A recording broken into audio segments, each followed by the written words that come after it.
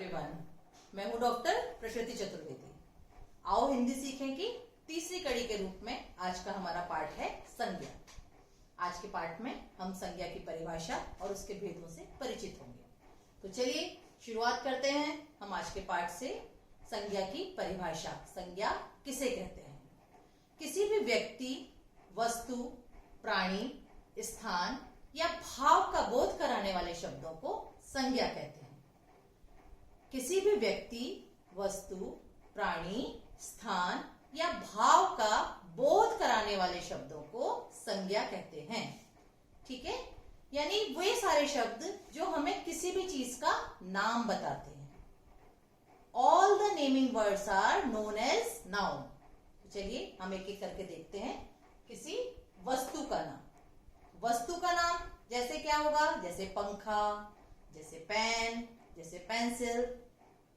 व्यक्ति का नाम जैसे राम, राहुल, सीता, ये सब हुए व्यक्ति के नाम। प्राणी का नाम शेर, भालू, चीता। स्थान का नाम जयपुर, रायपुर, बीकानेर, ये सारे नाम क्या हुए? किसी स्थान का नाम हुए। फिर है भाव का नाम। भाव यानी एक्सप्रेशन। भाव की कोई आकार नहीं होता, तो ये कहलाते हैं भाव। भाव कौन से होंगे? जैसे कि गर्मी, बोलते हैं ना हमें गर्मी लग रही है, अच्छाई, बुराई, जिन्हें हम क्या कर सकते हैं? केवल महसूस कर सकते हैं। तो वे सारी चीज, भले वो किसी व्यक्ति का नाम हो, वस्तु का नाम हो, प्राणी का नाम हो, स्थान का नाम हो या भाव का नाम हो, जिन्हें कि हम एक नाम दे सकते हैं, तो ये सारे जो शब्द होते हैं वो क्या कहलाते हैं? संज्ञा कहलाते हैं। और संज्ञा क्या है? व्याकरणिक दृष्टि से विकारी शब्द है। हमने अपने पिछले पाठ में पढ़ा था विकारी और अविकारी शब्दों के बारे में। तो विकारी शब्द यानी संज्ञा लिंग, वचन, काल और कारक के आधार पर परिवर्तित हो सकती है। ठीक है, तो चलिए इसी क्रम में हम आगे बढ़ते हुए अब जानते हैं कि संज्ञा के भेद कौन कौन से हैं। संज्ञा के कितने भेद हैं? मूलतः संज्ञा को 3 भागों में बांटा गया है: व्यक्तिवाचक, भाववाचक और जातिवाचक। व्यक्तिवाचक, भाववाचक और जातिवाचक। तो पहले हम जानते हैं व्यक्तिवाचक संज्ञा के बारे में। व्यक्तिवाचक, जैसा कि हमें इसके नाम से लग रहा है कि किसी व्यक्ति का नाम, पर नहीं, ये किसी व्यक्ति का नाम नहीं होता। व्यक्तिवाचक संज्ञा इसे अंग्रेजी में किस नाम से जानते हैं? प्रॉपर नाउन के नाम से। तो जब हम किसी विशेष व्यक्ति, किसी विशेष वस्तु या किसी विशेष स्थान की या किसी विशेष प्राणी का नाम की बात करते हैं तो वो संज्ञा शब्द क्या कहलाते हैं? व्यक्तिवाचक संज्ञा। यानी ऐसे संज्ञा शब्द जो हमें किसी विशेष व्यक्ति, वस्तु, स्थान या प्राणी के बारे में बताते हैं वे कहलाते हैं व्यक्तिवाचक संज्ञा। उदाहरण के रूप में जैसे कि मैं ये बोलती हूं कि राम अच्छा लड़का है। क्या कहा मैंने? राम अच्छा लड़का है। तो यहाँ पे राम क्या है? राम, हम प्रॉपरली किसी एक व्यक्ति के बारे में, किसी एक विशेष व्यक्ति के बारे में बात कर रहे हैं, तो वो क्या कहलाएगा? राम क्या है? एक व्यक्तिवाचक संज्ञा।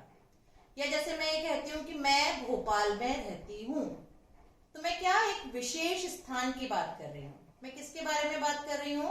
एक विशेष स्थान के बारे में बात कर रही हूँ।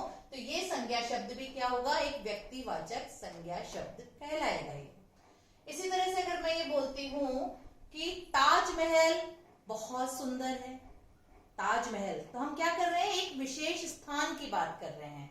हम किसकी बात कर रहे हैं? एक विशेष स्थान की बात कर रहे हैं। तो ये संज्ञा शब्द क्या कहलाएगा? व्यक्तिवाचक संज्ञा शब्द। यानी जब हम किसी एक विशेष व्यक्ति, एक विशेष वस्तु या एक विशेष स्थान की बात करते हैं तो वो संज्ञा शब्द क्या कहलाते हैं?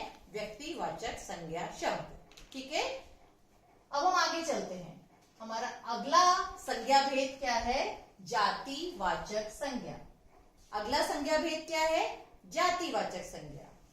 जब हम किसी एक वर्ग या किसी एक जाति की बात करते हैं तो वो संज्ञा शब्द क्या कहलाता है?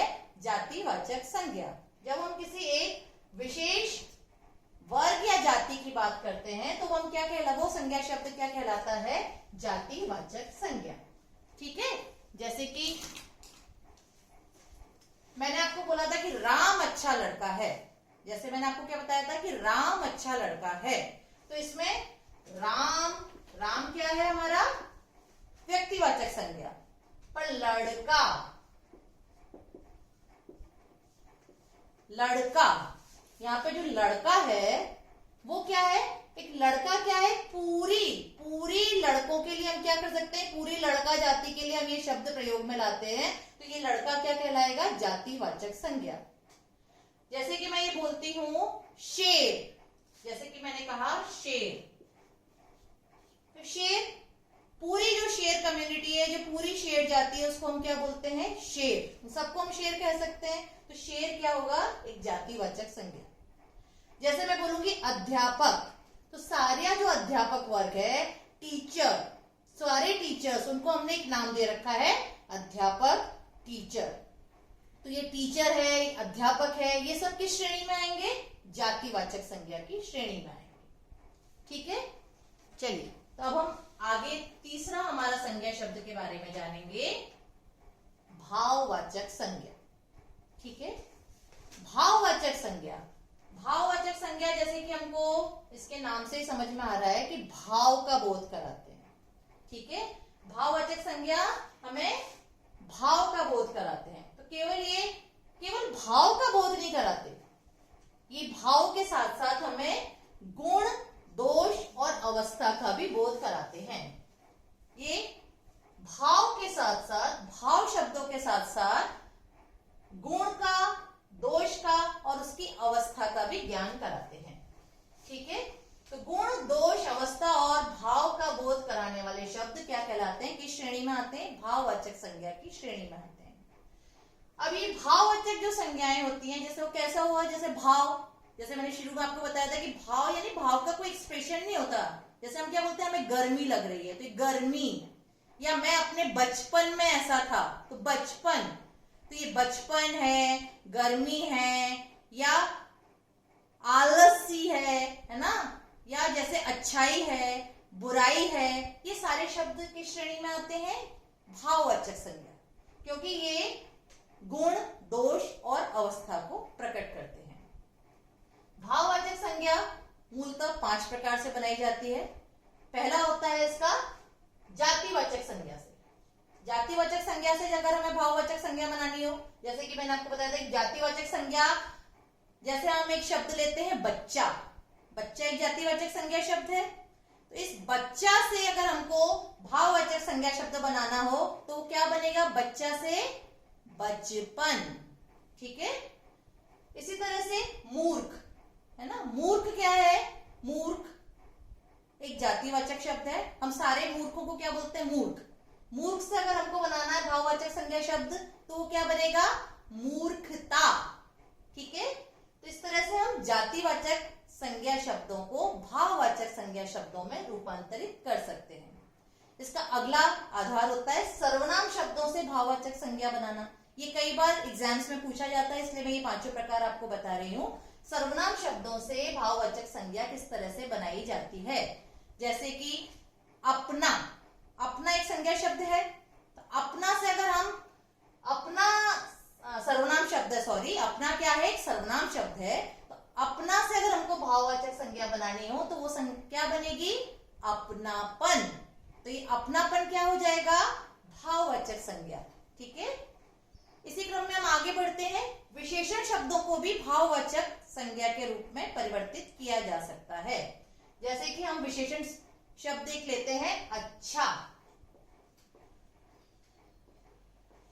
तो अगर हमने लिया अच्छा, तो ये अच्छा को जब हम जातिवाचक भाववाचक संज्ञा शब्दों में परिवर्तित करेंगे, अच्छा शब्द क्या है, अच्छा शब्द है एक विशेषण। इस विशेषण को जब हम भाववाचक संज्ञा शब्दों में परिवर्तित करेंगे तो ये क्या हो जाएगा, अच्छाई। इसी तरह से बुरा, तो क्या हो जाएगा, बुराई। भाववाचक संज्ञा शब्द हम क्रिया शब्दों से भी बना सकते हैं। भाववाचक संज्ञा हम क्रिया शब्दों से भी बना सकते हैं। जैसे कि एक शब्द है हमारा खेलना। ठीक है, एक शब्द है हमारा खेलना, तो ये जो खेलना है हमारा क्रिया शब्द, इसको अगर हमें भाववाचक संज्ञा में रूपांतरित करना हो तो क्या हो जाएगा बताइए? खेलना से क्या बन जाएगा? खेल। क्या बन जाएगा? खेल। इसी तरह से अगर चढ़ना, चढ़ना शब्द क्या है? क्रिया शब्द है। इसको अगर हम रूपांतरित करेंगे तो हम क्या बन जाएंगे? चढ़ाई। ठीक है, चढ़ाई, चढ़ना। ठीक है, और खेलना, खेल। ओके, खेलना, खेल, चढ़ना, चढ़ाई। इस तरह से हम क्रिया शब्दों को भाववाचक शब्दों में रूपांतरित कर सकते हैं। ठीक है, तो मूलतः तो संज्ञा के यही 3 शब्द होते हैं, व्यक्तिवाचक, जातिवाचक और भाववाचक। पर कुछ व्याकरण की किताबों में आपको 2 और भेद देखने को मिलते हैं। वे हैं समूहवाचक और द्रव्यवाचक। समूहवाचक और द्रव्यवाचक। जैसे कि आपको द्रव्यवाचक, द्रव्य, द्रव्य को क्या बोलते हैं? मैटर। तो द्रव्यवाचक संज्ञा शब्दों के अंतर्गत कौन से संज्ञा शब्द आते हैं? जो किसी पदार्थ या द्रव्य का बोध कराते हैं। वे संज्ञा शब्द जो हमें किसी पदार्थ या द्रव्य का बोध कराते हैं। ठीक है, यानी all the metals and all the liquids, वो किसके अंतर्गत आते हैं? द्रव्यवाचक संज्ञा के अंतर्गत आते हैं। अभी क्या हुआ? पदार्थ या द्रव्य क्या हुए? ठीक है, जैसे हुआ सोना, चांदी, तेल, घी, ये सब क्या आ जाएंगे? द्रव्यवाचक संज्ञा श्रेणी के अंतर्गत आएंगे। इसका अगला प्रकार है समूहवाचक संज्ञा। समूह, जैसे कि आपको नाम से समझ में आ रहा है, समूह मतलब क्या होता है? ग्रुप, जो किसी समूह का बोध कराते हैं। ठीक है, जो किसी ग्रुप का बोध कराते हैं वे आते हैं समूहवाचक संज्ञा शब्द की श्रेणी में। ठीक है, जैसे हम बोलते हैं कक्षा, जैसे हमने क्या बोला? कक्षा। तो कक्षा, कक्षा क्या हुआ? एक पूरे ग्रुप का बोध करा रहे हैं। उस ग्रुप के अंदर क्या है? स्टूडेंट्स भी हैं, टीचर भी है, ब्लैक बोर्ड भी है, फर्नीचर है, ये सब मिलके क्या बना रहे हैं? एक क्लास बना रहे हैं, एक कक्षा बना रहे हैं। इनको सामूहिक रूप से हमने एक नाम क्या दे दिया? कक्षा। इसी तरह से झुंड, जनता, भीड़, ये सारे शब्द किस श्रेणी में आएंगे? समूहवाचक श्रेणी में, क्योंकि ये सारे शब्द एक समूह का बोध करा रहे हैं। ठीक है, तो वे संज्ञा शब्द जो किसी समूह का बोध कराते हैं वे क्या कहलाते हैं? समूहवाचक संज्ञा कहलाते हैं। ठीक है, तो इस तरह से संज्ञा के 5 प्रकार हमने जाने, व्यक्तिवाचक, जातिवाचक, भाववाचक, समूहवाचक और द्रव्यवाचक। इसमें व्यक्तिवाचक और जातिवाचक के अंदर मूल भेद क्या रहता है? कि व्यक्तिवाचक जो संज्ञा होती है वो किसी विशेष व्यक्ति, विशेष वस्तु, विशेष स्थान या विशेष प्राणी के बारे में एक शब्द दिया जाता है, या उसका बोध कराते हैं। और जातिवाचक संज्ञा शब्द क्या होते हैं? जो एक पूरे एक समूह के लिए, एक किसी वर्ग विशेष के लिए जब हम एक नाम देते हैं, किसी वर्ग विशेष को जब हम किसी एक नाम से संबोधित करते हैं, तो वो संज्ञा शब्द क्या कहलाता है? जातिवाचक संज्ञा। इसी तरह से जातिवाचक और समूहवाचक के अंदर भी मूल डिफरेंस क्या रहता है? मेन अंतर क्या रहता है? कि जातिवाचक के अंदर होता है किसी एक ही वर्ग के प्राणियों के लिए, एक ही वर्ग के स्थान के लिए, एक ही वर्ग के व्यक्तियों को जब हम कोई नाम देते हैं तो वो कहलाता है जातिवाचक। और समूहवाचक के अंदर क्या होता है? जरूरी नहीं है कि उसमें एक ही प्रकार के व्यक्ति, एक ही प्रकार के वस्तु या एक ही प्रकार के स्थान है। ठीक है, जैसे कि मैंने आपको बताया, जैसे क्लास, तो क्लास के अंदर क्या हुआ? उसमें टीचर भी है, फर्नीचर भी है, पंखा भी है, ट्यूबलाइट भी है, ये सारे मिलके एक कक्षा बना रहे हैं। पर अगर हम बोलते हैं जानवर, तो जानवर मतलब उसमें केवल जानवर आएंगे, सारे एनिमल्स आएंगे। ठीक है, अगर हम बोलते हैं शहर, तो शहर का मतलब केवल एक ही प्रकार की चीज स्थान से हुआ ना, शहर। गांव, तो ये क्या है? सारे विलेज, गांव यानी सब एक ही प्रकार की, एक ही प्रकार की वर्गीय श्रेणी को जब कोई नाम देते हैं तो उसे बोलते हैं जातिवाचक, और एक समूह को जब हम नाम देते हैं तो उसे बोलते हैं समूहवाचक। ठीक है, तो ये व्यक्तिवाचक, जातिवाचक और समूहवाचक के अंदर ये मेन डिफरेंस रहता है, जिसके आधार पर आप इनको आसानी से विभेदित कर सकते हैं। चलिए अब हम थोड़ा सा और आगे बढ़ते हैं। कई बार क्या होता है कि व्यक्तिवाचक जो संज्ञा होती है वो जातिवाचक संज्ञा की तरह यूज होती है, तो वो सेंटेंस में उसका प्रयोग किस आधार पे हो रहा है, इस आधार पे निर्धारित किया जाता है कि वह शब्द व्यक्तिवाचक की श्रेणी में आता है या जातिवाचक श्रेणी में आता है। ठीक है, जैसे कि मैं अगर बोलती हूं एक वाक्य कि कलयुग में हरिश्चंद्रों की कमी नहीं है, कलयुग में भी हरिश्चंद्रों की कमी नहीं है, तो ये जो शब्द है हरिश्चंद्र, तो ये हरिश्चंद्र क्या है, हरिश्चंद्र एक व्यक्तिवाचक संज्ञा है। पर ये यहाँ पे कैसा हो रहा है, हरिश्चंद्र किस लिए यूज हो रहा है, ये हरिश्चंद्र राजा के लिए यूज नहीं हो रहा है, यहाँ पे हरिश्चंद्र कैसे यूज हो रहा है, एक भाववाचक संज्ञा के रूप में इसका यूज किया जा रहा है। नहीं, इसको किस यूज में किया जा रहा है, एक जातिवाचक संज्ञा के रूप में इसका यूज किया जा रहा है। हरिश्चंद्र किस कम्युनिटी को बता रहा है, जो कि हमेशा सच बोलने वाली कम्युनिटी है, जो ऐसे लोग जो हमेशा सच बोलते हैं, जो हमेशा सत्य का साथ देते हैं, तो वो क्या होता है, कलयुग में हरिश्चंद्रों की कमी नहीं है। तो ये यहाँ पे व्यक्तिवाचक संज्ञा कैसे यूज की जा रही है, जातिवाचक संज्ञा की तरह इसका प्रयोग किया जा रहा है। एक और उदाहरण, जैसे हमें अपने आसपास के जयचंदों पे नजर रखनी चाहिए। जयचंद कौन था, जयचंद इतिहास में जयचंद किस रूप में होता है, एक ऐसा व्यक्ति है जिसने क्या करी थी, गद्दारी की थी, जिसने अपने राजा के साथ में गद्दारी की थी, वो कौन था, जयचंद था।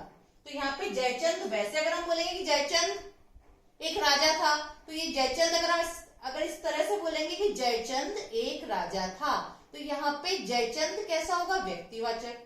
पर जैसे कि मैंने आपको सेंटेंस में बताया, हमें जयचंदों पर नजर रखनी चाहिए, तो यहाँ पे जयचंद कैसे यूज हो रहा है, जातिवाचक संज्ञा। जातिवाचक मतलब जो सारे गद्दार लोग हैं, वो गद्दारों के लिए हमने एक शब्द दिया है जयचंद, तो यहाँ पर व्यक्तिवाचक संज्ञा जातिवाचक संज्ञा की तरह प्रयोग में लाई जा रही है। ठीक है, इसी तरह से कई बार क्या होता है कि जातिवाचक जो संज्ञा होती है उसको भी व्यक्तिवाचक संज्ञा की तरह प्रयोग में लाया जाता है। इसका भी मैं आपको एक उदाहरण देख के बताती हूँ। जैसे अगर मैंने ये बोला कि महात्मा गांधी, या केवल हम ये बोलते हैं गांधी जी, गांधी जी ने हमें सत्य अहिंसा का पाठ पढ़ाया, गांधी जी ने हमें सत्य अहिंसा का पाठ पढ़ाया, तो यहाँ पे गांधी जी,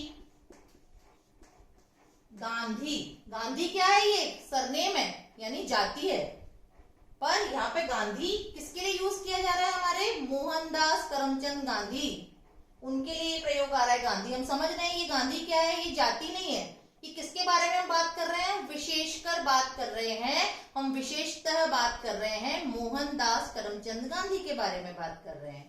तो इसलिए ये जातिवाचक संज्ञा शब्द होते हुए भी यहाँ किस रूप में इस्तेमाल किया जा रहा है, यहाँ पे व्यक्तिवाचक संज्ञा के रूप में इस्तेमाल किया जाता है।